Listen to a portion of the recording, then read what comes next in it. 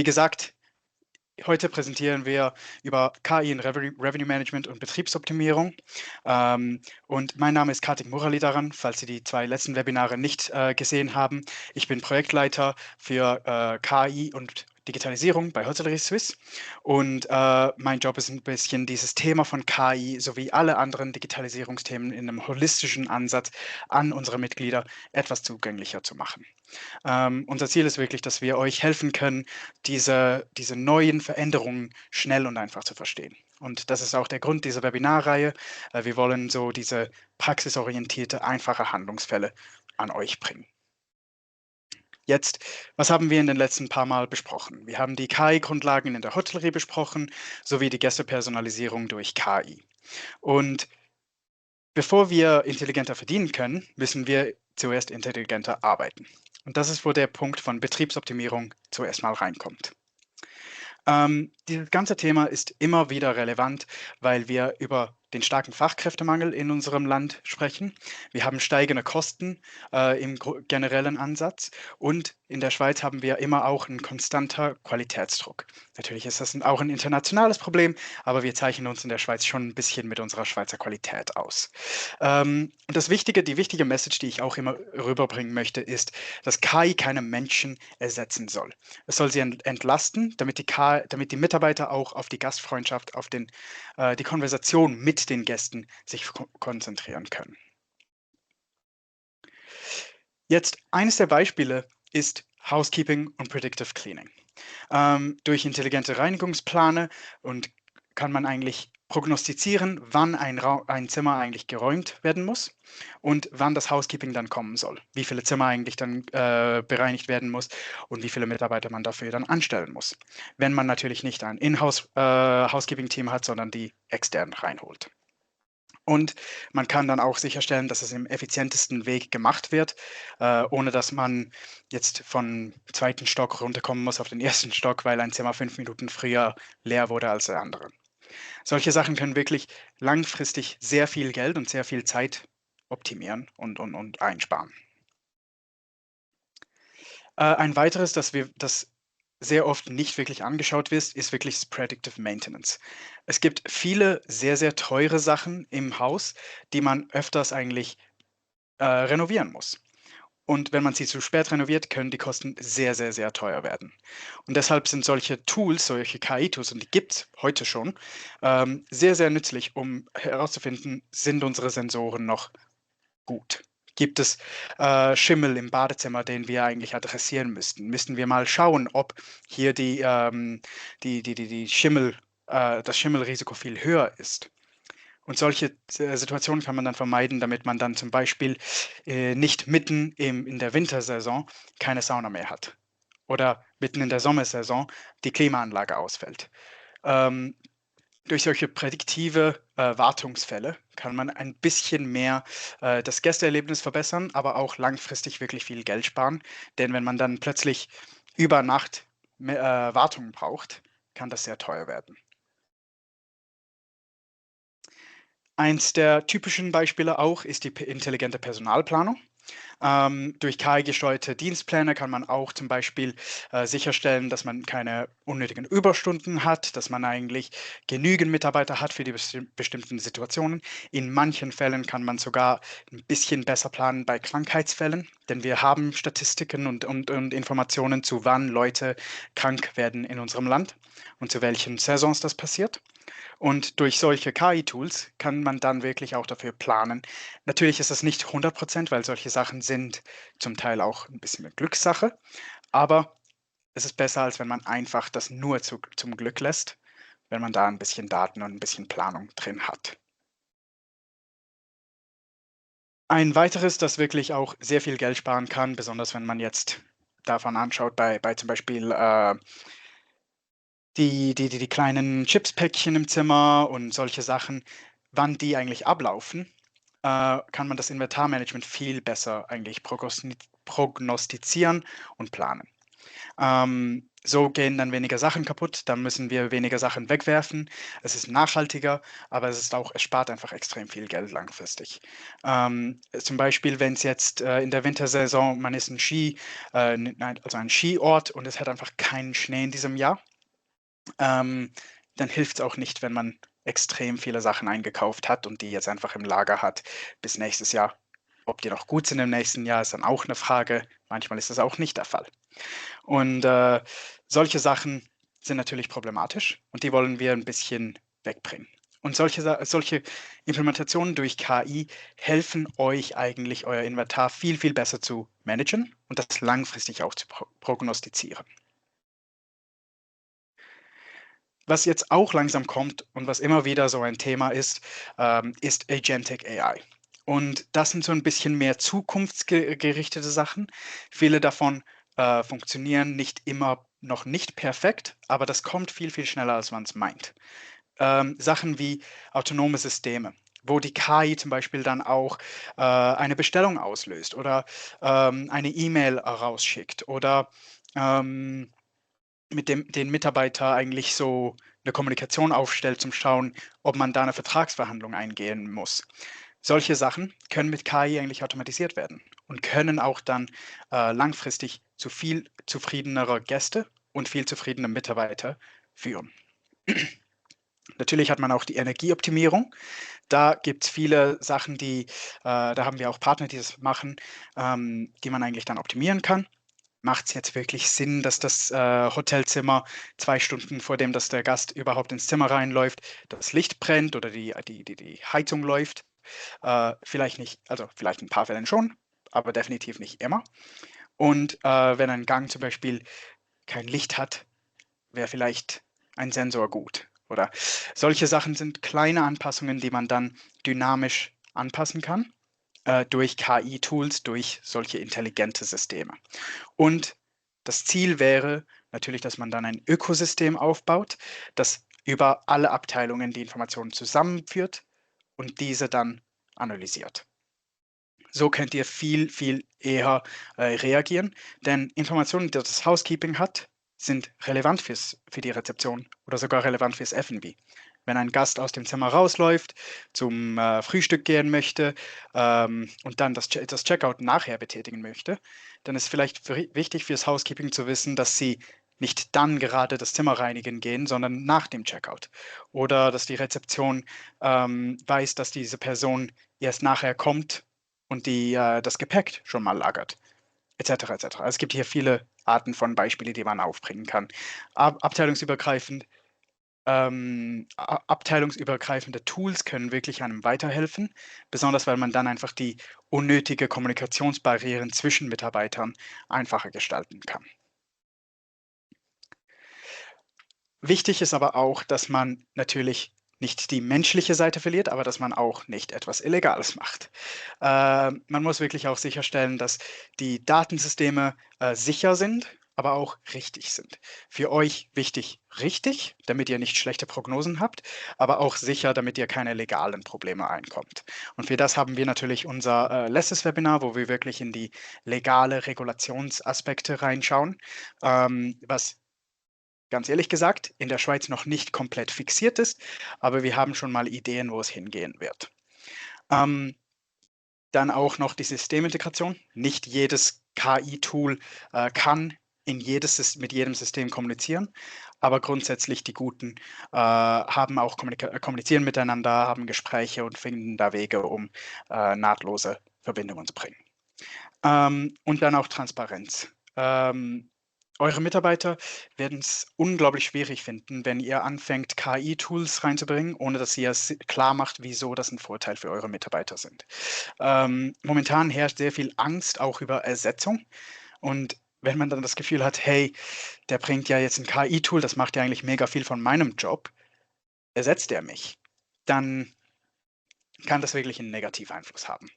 Der Mitarbeiter soll ja schlussendlich entlöst werden, um mehr mit dem Gast in Austausch zu kommen und nicht um einfach weniger Arbeit zu machen. Und ja, das ist halt ein Problem vom Fachkräftemangel. Wenn man nicht genug Mitarbeiter hat, dann muss man die Mitarbeiter, die man hat, befähigen, effizienter und einfacher arbeiten zu können. Und schlussendlich ist es wirklich wichtig, dass man intelligenter handelt. Man soll intelligenter arbeiten durch die Betriebsoptimierung, aber man soll auch intelligenter verdienen. Und das wird euch Room Price Genie ein bisschen besser platzieren und besser vorzeigen, auch mit der Betriebsoptimierung, aber auch halt dieses spezielle Room Revenue Management System. Und das soll euch wirklich helfen, ein grundsätzlich intelligentes System aufzubauen.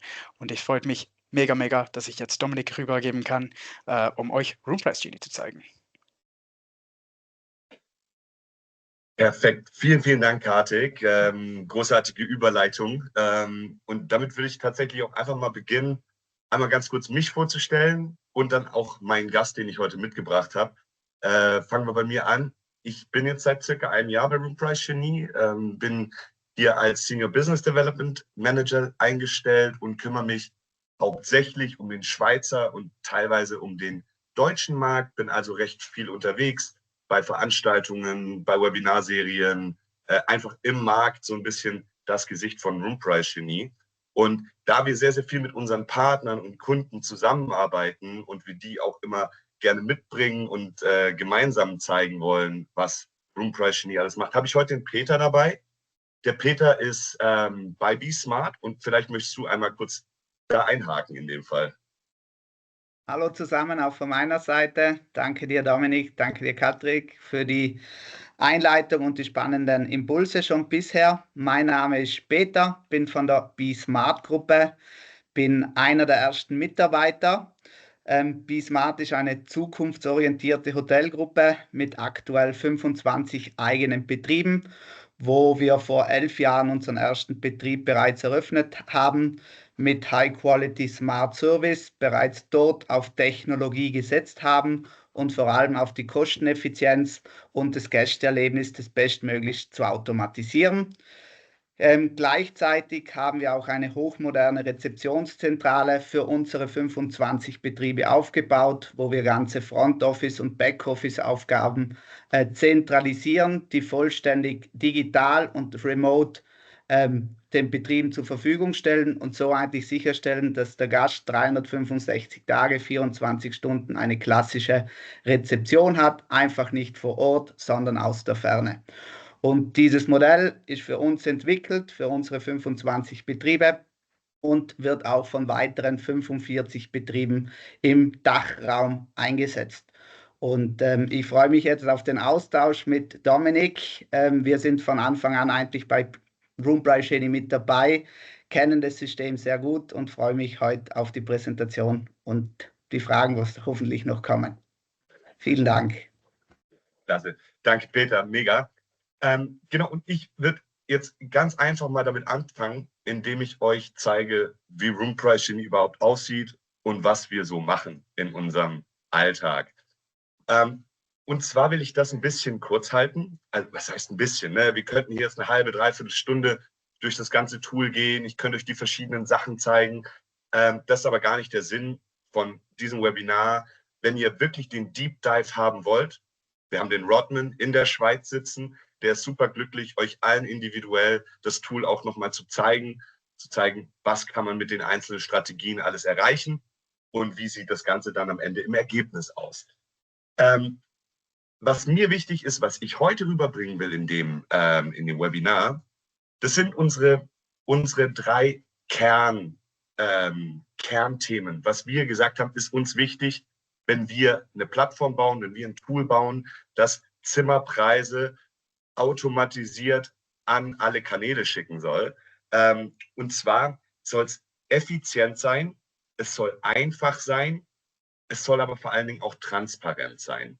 Effizient, es soll euch Arbeit wegnehmen, aber nicht zu viel. Ihr sollt immer noch die komplette Kontrolle drüber haben. Es soll einfach sein, damit man jetzt sich nicht jeden Tag irgendein neues Tool oder in irgendeiner Unterfunktion sich verliert. Und am Ende soll es tatsächlich transparent sein, weil viele von diesen Automatisierungstools, KI-Tools sind eben nicht transparent. Man kann nicht nachvollziehen, wie kommt jetzt diese Entscheidung eigentlich zustande. Und das ist eigentlich eine sehr gute Einleitung, um hier in meinen Kalender reinzuschauen. Ihr seht, es ist ein ganz klassischer Kalender.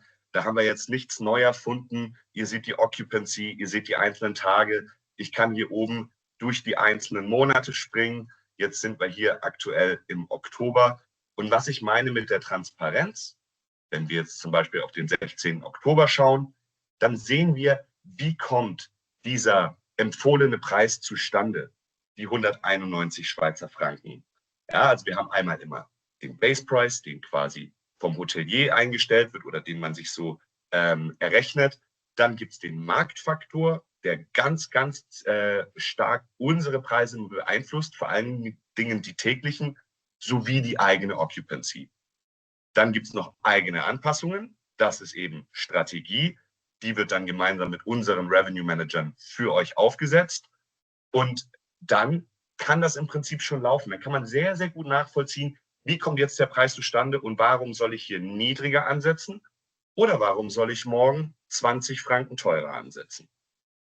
Das ist im Prinzip schon das Geheimnis hinter der Transparenz. Ja, ihr könnt immer gut verstehen und nachvollziehen, wo kommen die Preise her und am Ende dann tatsächlich auch, wie haben sich die Preise in den vergangenen Wochen, Monaten verändert, wenn mein Internet jetzt schnell mitarbeitet.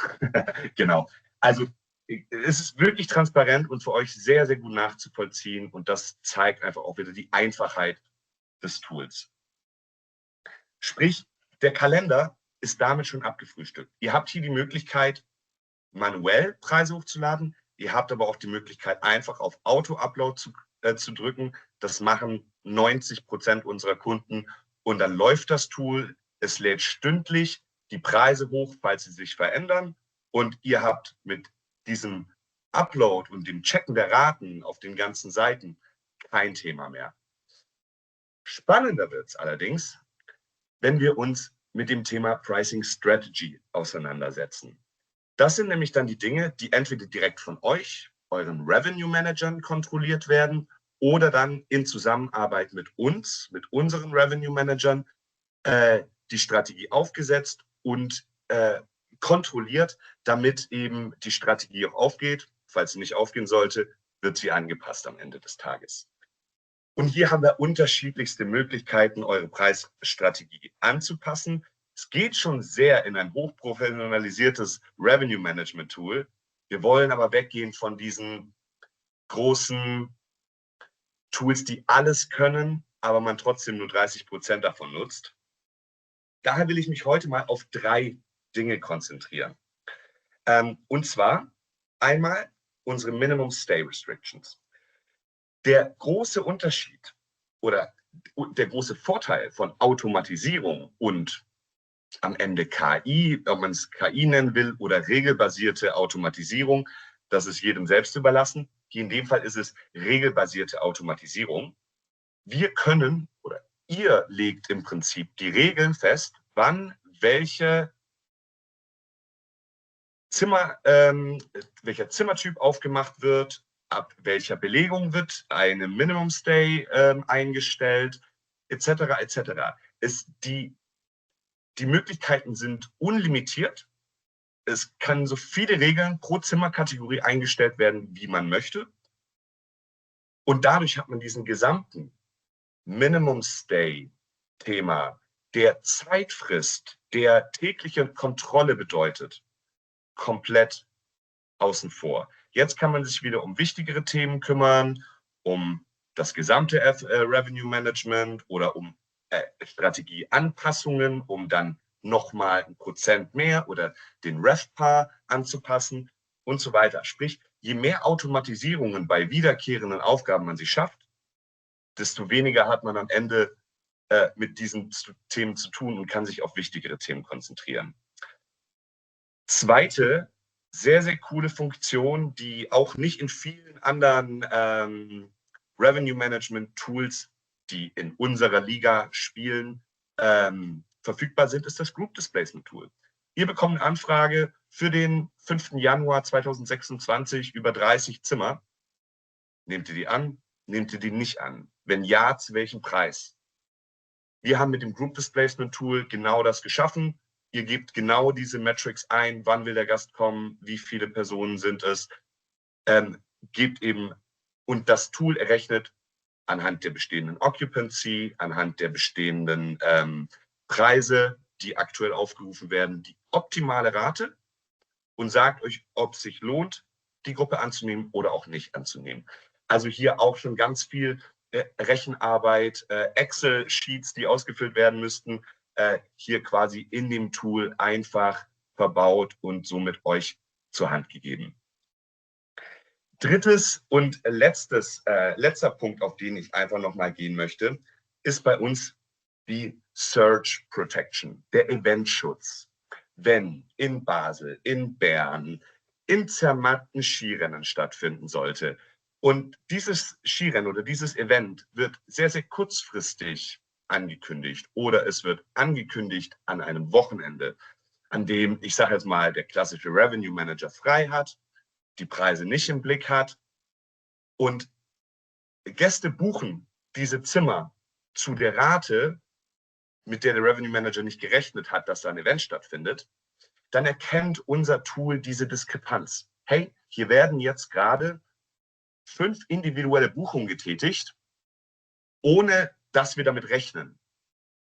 Dann können wir entweder das System erstmal komplett schließen und euch die Informationen geben, hey, hier passiert gerade was, oder man stellt tatsächlich dann auch schon direkt ein Protection Price Settings, automatically. Dann kann ich direkt einstellen, zu welchem Preis ich dann meine Zimmer verkaufen möchte, wenn dieses spezielle Event eintritt. Das kann pro Hotel, pro Destination individuell ausgewählt werden. Und dadurch haben wir schon so viel unserer Kunden wahnsinnig toll Auslastung gespart, beziehungsweise auf der anderen Seite einen super guten Umsatz gebracht, während viele andere Hotels im Markt gar nicht die Zeit gehabt haben, entsprechend zu reagieren. Da geht es dann wirklich um Konzertankündigungen, ESC-Ankündigungen, solche Dinge. Genau. Und in a nutshell ist das schon Room Price Genie. Es gibt noch eine letzte wichtige Funktion, weil das ist natürlich das, worauf Hoteldirektoren, Eigentümer, ich sag mal, diejenigen, die die Zahlen am Schluss auch glücklich machen oder betreuen müssen, haben wir die Reporting-Funktion. In der Reporting-Funktion findet man alle klassischen Informationen, die man aus unserem Revenue Management Tool oder aus einem Revenue Management Tool ziehen kann. Man kann sich das Ganze exportieren, man kann das Ganze historisch sich anschauen, Vergleiche erstellen etc. Und wenn man das Ganze kombiniert mit einem BI-Tool, das vielleicht schon eingesetzt ist, dann kriegt man nochmal ganz andere Reports gebaut. Und sprich, Room Price Genie ist schon ein kompletter 365-Grad-Ansatz, den wir hier verfolgen. Hier ist jetzt dann einfach nur mal wichtig zu erwähnen, je nachdem, mit welchem PMS ihr arbeitet, gibt es dann mal mehr Möglichkeiten und mal weniger Möglichkeiten. Ich glaube, das kennt ihr dann auch von euren PMS-Systemen, wenn die entsprechende Limitierungen haben. Prinzipiell Integration haben wir zu jedem PMS. Was die Integration am Ende kann, das liegt meistens am PMS, aber prinzipiell sollte da keine Hürde für euch gesetzt sein. Genau.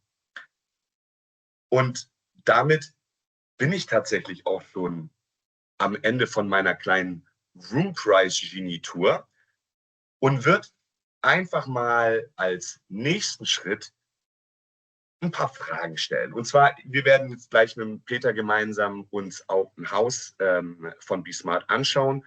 Da wollen wir aber natürlich erstmal hinkommen. Und wir haben ja schon gehört, dass BSmart schon jahrelang mit uns arbeitet, mit Room Price Genie.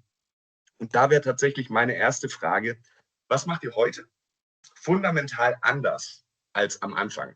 Bei Prozessen, bei KPIs, die ihr euch anschaut oder auch Verantwortlichkeiten, die im Team sind. Ne? Also wer macht was, wer steuert im Zweifel auch Room Price Genie bei euch? Sehr gerne, Dominik. Anfangs, wenn wir unseren ersten Betrieb eröffnet haben, im 2014, waren wir der Meinung, unsere Pricing-Strategie muss wie unser Name smart sein. Somit hatten wir mal begonnen, nur mit Wochentagpreisen und Wochenendpreisen. Und weil wir auch eher in der ländlichen Region Betriebe haben und die Zimmer oder die Hotels auch kleiner sind, so zwischen 10 und 60 Zimmern, hat man mal bewusst auf das verzichtet, weil man konnte dort nur die großen Systeme und die waren einfach zu mächtig für das, was wir eigentlich brauchten. Aber mit der Zeit hat man gesehen, man verliert einfach Geld und lässt es auf der Straße liegen, wenn man nicht Revenue Management macht. Und dann natürlich war der logische Schritt für uns, ja, wir machen das manuell. Es war eigentlich der erste Schritt ins Revenue Management. Wir passen manuell unsere Preise an. Es ist sehr aufwendig gewesen und wie wir wissen, der Mensch wird nie so schnell sein wie die Maschine. Und dann war bei uns, wenn wir von Room Price Genie gehört haben, eigentlich klar, dass Room Price Genie eine einfache, flexible und effiziente Preisgestaltungsmöglichkeit ist für Klein- und Mittelbetriebe und mittelgroßen Betrieben.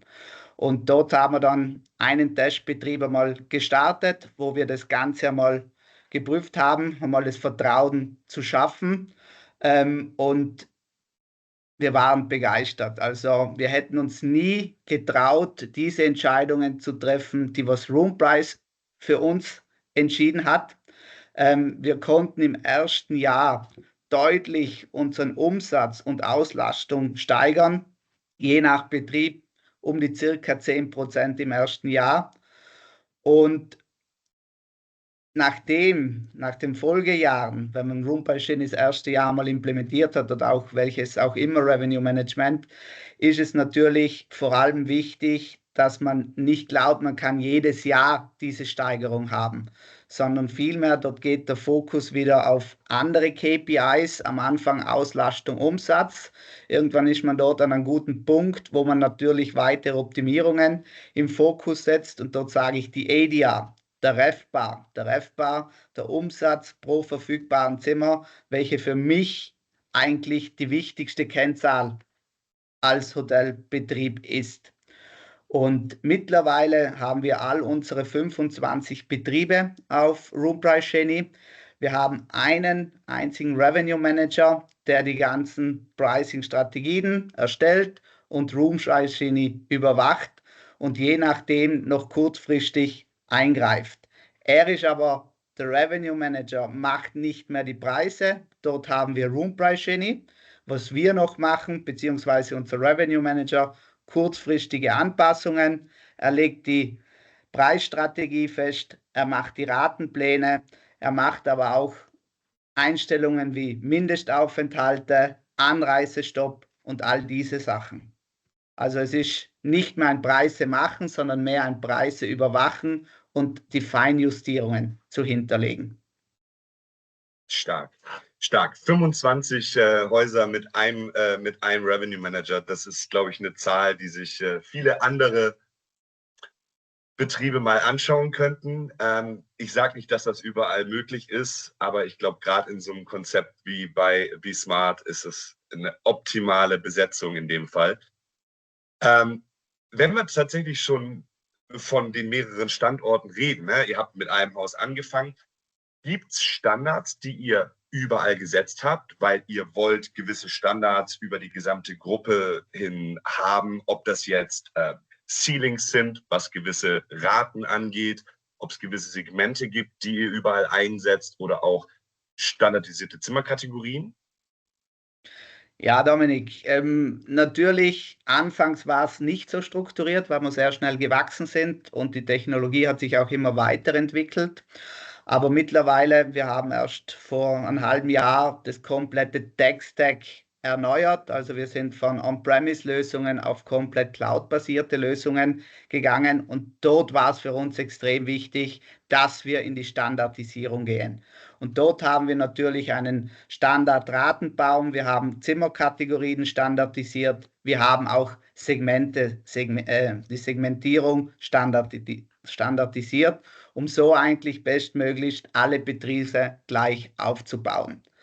Und natürlich ist es klar, nicht alle Zimmerkategorien hat es in jedem Betrieb oder nicht alle Ratenpläne hat es in jedem Betrieb. Aber wir haben ein ganz klares Raster, nach dem wir vorgehen und je nach Betrieb die nehmen oder nicht nehmen. Aber natürlich können wir nicht jeden Betrieb 1:1 vergleichen. Und dadurch mussten wir natürlich auch gewisse individuellen Anpassungen machen. Und da rede ich vor allem von den Mindest- und Maximalpreisen. Jeder Markt und jeder Betrieb reagiert unterschiedlich. Deswegen auch die Auslastungsstrategie, die Wochen- und Monatsanpassungen. Die Lead-Time in einem Haus, wo mehr Freizeitgäste sind, die buchen eher länger im Voraus. Wenn ich hingegen ein Business-Hotel bin, dann ist die Kurzfristigkeit sehr groß. Bin ich in der Nähe von einer Autobahn oder bin ich eher am Land? All diese Faktoren können wir nicht standardisieren und über all unsere Häuser hängen, sondern die werden natürlich pro Betrieb nochmal individuell betrachtet. Cool, sehr, sehr stark. Also echt spannend, die Insights. Ich gehe jetzt einfach mal über zu unserem eigentlichen Deep Dive Hotel, das wir uns mal ausgesucht hatten für das Gespräch. Ich weiß nicht, ob der Kartik uns noch die Zeit gibt, da auch noch ein bisschen drüber zu reden. Wir wollten uns ja das Landcard anschauen, das Be Smart Motel in Landcard. Frage ist an dich, warum hast du das Haus ausgewählt und was macht das zum idealen Beispiel jetzt, um hier heute in der Runde einmal zu zeigen? Ja, es ist ein Betrieb, ein Jahresbetrieb mit 20 Zimmern. Es ist an einer sehr verkehrsgünstigen Lage neben der Autobahn mit einem Hauptbahnhof, wo jeder interregionale Zug haltet, wo es da nach Davos ist. Dann natürlich auch der Markt oder Landquart hat wenig Mitbewerber, dass man auch sieht, man muss ab und zu über den Tellerrand schauen, weil die Nachfrage nicht nur auf eine Gemeinde bezogen, sondern auf die Region ist. Dann, es ist auch wetterabhängig, ist Schönwetter am Wochenende, kommen die Wanderer im Sommer, kommen die Skifahrer im Winter. Dann haben wir dort natürlich auch Veranstaltungen in Chur oder in Davos mit dem WEF oder mit dem Spengler Cup, die bis nach Langquart rausgreifen. Und ich würde mal den Bildschirm kurz teilen, dass ihr das auch einmal sieht. Also nur einen Augenblick. Super, danke. So, sehen hier kurz einmal die Übersicht. Hier sieht man relativ gut, wir spielen hier wirklich. Ich sehe leider noch keinen Bildschirm. Oh, Entschuldigung.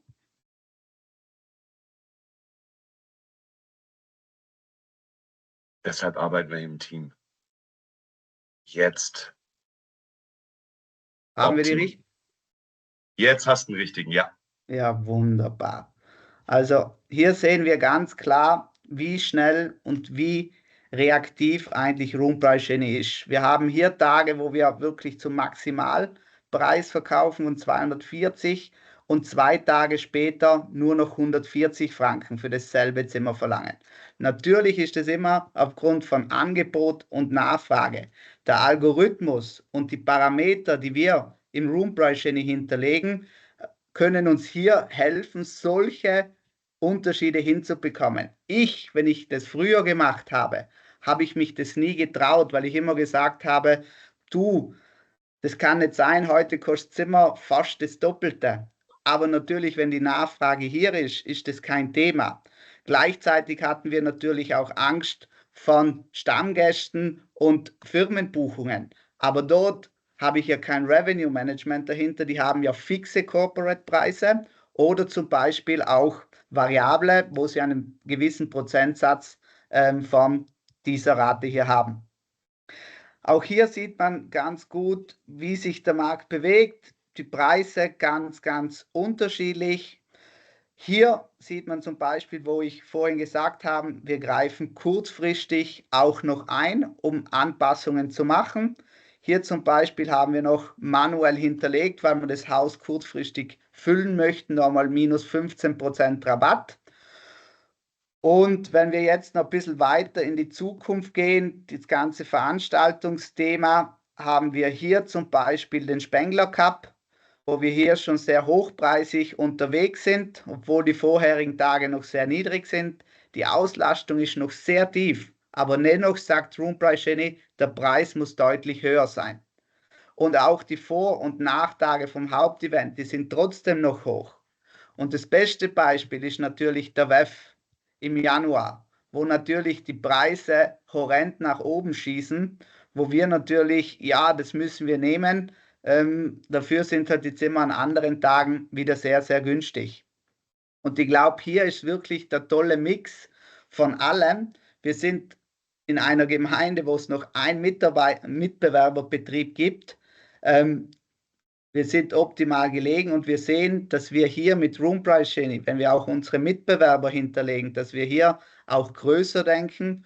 Ohne Room Price Genie bin ich überzeugt, hätten wir uns das nie getraut und nie geschafft, solche Raten auch umzusetzen. Ja, danke. Danke für die Insights, danke für die ehrliche und offene Einsicht in euer Haus. Mega spannend. Ich glaube, das hat auch jetzt hier gerade ein paar Leute vielleicht auch interessiert, mal die Insights zu sehen, was so ein Haus um den WEF nehmen kann und jetzt schon ausgebucht ist. Also zu 100% genial. Cool. Danke dir. Das bedeutet ja eigentlich, wir wären immer noch zu günstig gewesen. Oder wie ist deine Meinung hier dazu? Ja, also es ist halt immer die Frage, ne? Ich glaube, irgendwo ist ein Ceiling. Also ja, natürlich hätte man sicherlich noch mehr verdienen können. Ist dann die Frage, was haben die anderen für Preise aufgerufen und wäre man dann tatsächlich mit seinem Haus 100 Franken teurer als das 5-Sterne-Haus in Davos? Ja, absolut. Teile ich ganz deine Meinung. Und deswegen schätze ich es ja auch bei Room Price Genie, dass ich Maximalpreise hinterlege. Weil wir haben schon oft gemerkt, Room Price Genie würde noch höher gehen mit Preisen.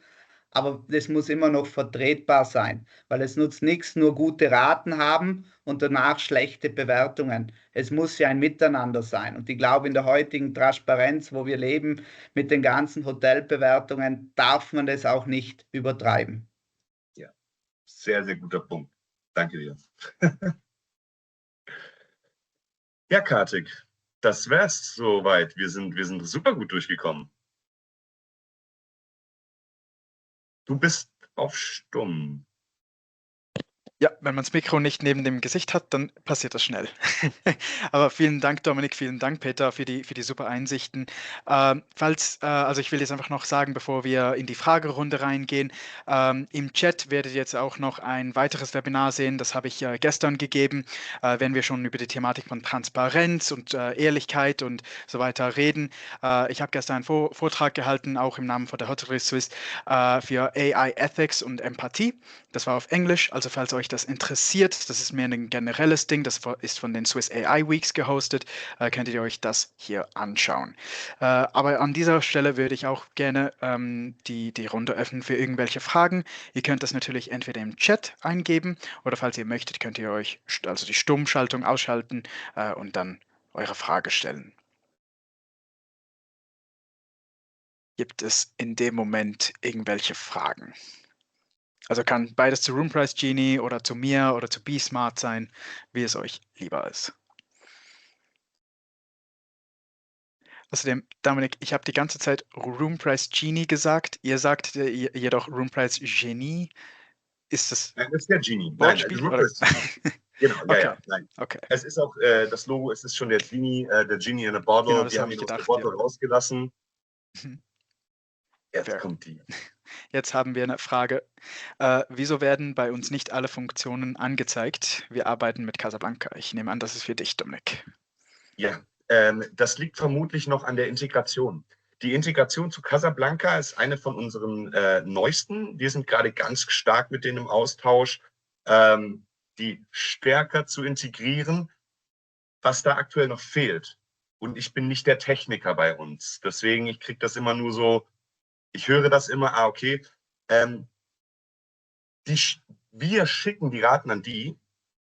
Wir bekommen aber nicht alle Informationen, die zum Beispiel fürs Reporting wichtig sind oder fürs Group Displacement wichtig sind, bekommen wir nicht zurück. Nicht bei allen Integrationen. Bei News, Apaleo, Protel Air, Opera Cloud, diese ganzen schon Legacies, ich sage es mal, da haben wir das überall. Und dann kommen jetzt eben, Casablanca ist relativ neu mit ihrer Cloud PMS. Da sind wir aber jetzt seit letztem Jahr komplett integriert. Die wird jetzt eben die Integration weiterentwickelt. Aktuell, also ich kann keinen genauen Deadline sagen, Q1, Q2, irgendwie so um den Dreh, weiß ich, habe ich mal gehört, gibt es da nochmal die neuen Neuerungen. Aber schon mal schön Kunde von uns. Das ist immer gut zu wissen. Ja, Dominik, das ist mir ja auch mal aufgefallen. Wir hatten vorher ein anderes BMS-System und dort hatten wir auch nicht alle Optionen. Und natürlich, wir waren von Anfang an sehr digital und sehr automatisiert. Und deswegen haben wir uns ja wirklich vor 2 Jahren entschlossen, wir machen ein Projektteam, die was 1,5 Jahre recherchiert haben, welche Lösungen gibt es auf dem Markt, wo sind die Schnittstellen am besten, wo funktioniert der Datenaustausch am besten, um hier eigentlich die maximale Automatisierung auch mit reinzukriegen. Weil was nutzt mir ein BMS-System, wenn ich es nicht schnittstellentechnisch einfach verknüpfen kann mit Drittsystemen? Ah, da geht es in die Richtung. Alles klar. Danke. Ja, dann, also ich weiß, also die Integration, da wird auf jeden Fall dran gebaut und dann Cloud, ja, wahrscheinlich dann wirklich erst 2027. Ja, also für die, die den Chat momentan nicht lesen, der Cloud Casablanca ist noch nicht auf dem Markt, vermutlich erst 2027. Da hat Dominik gerade die Antwort dazu gegeben. Sehr gut. Auch wir natürlich den Online-Upload nachher, die haben den Chat ja nicht. Genau. Gibt es noch weitere Fragen?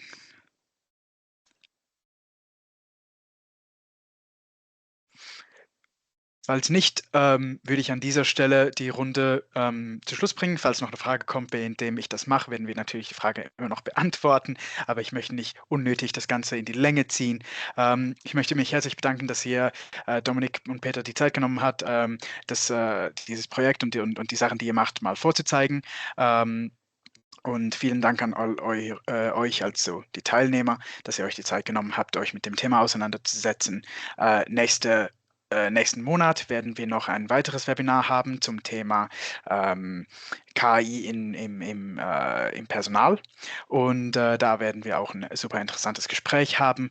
Also könnt ihr euch schon mal für das anmelden. Gegen Ende November werden wir ein Webinar haben zu Ethik und Regulierung. Und da ist die Anmeldung noch nicht online, aber das wird noch finalisiert und das wird dann auch an euch alle geschickt, sowie die Webinare von vorher. Wir werden alle Links und so weiter an alle Teilnehmer schicken, damit ihr da nichts verpasst und irgendwas verloren geht. Dominik, ja, klar, du hast noch. Sehr gut. Ich wollte tatsächlich einfach nur nochmal Danke sagen. Danke für die Möglichkeit, dass wir uns hier vorstellen durften, präsentieren durften. Falls ihr das jetzt alles spannend fandet, wir haben jetzt hier keine Kontaktdaten geteilt. Ich denke, ihr kennt alle Roompress Genie. Ihr werdet die Website auf jeden Fall finden. Meldet euch da gerne. Mein LinkedIn findet ihr mich auch. Einfach Dominik Henze. Viele Optionen gibt es da nicht. Unter den Hoteliers, das ist ja eine Bubble, in der wir uns hier bewegen. Sprich, da werdet ihr mich wahrscheinlich relativ schnell finden, falls das spannend ist. Ich würde mich auf jeden Fall freuen über eine Vernetzung. Der Peter sowieso, der liebt sich zu vernetzen. Nee, und falls es wirklich spannend ist und ihr euch das Ganze im Detail nochmal anschauen wollt. Der Rodman ist ein Schweizer, wohnt im Zürich Oberland, kommt im Zweifel auch vorbei zu euch, um das euch vorzustellen. Nee, wir sind online immer verfügbar. Bucht euch eine Demo bei uns und schaut euch das Tool an. Danke dir, Dominik. Danke auch von meiner Seite noch und auch von meiner Seite, wenn alles, was Dominik gesagt, gilt auch für mich, auch wenn es einmal um Technologiefragen gibt oder Optimierungen im Betrieb, kommt jederzeit auf uns zu. Wir teilen immer gerne unsere Erfahrungen, unser Wissen, deswegen auch sehr transparent mit unseren Zahlen, was ich heute gezeigt habe. Das ist uns, wo wir weitergehen. Wir möchten das teilen und feel free, wenn ihr uns kontaktieren möchtet. Sei es E-Mail, Telefon oder LinkedIn. Dankeschön. Vielen Dank zusammen und dann wünsche ich euch allen noch einen wunderschönen Herbstabend.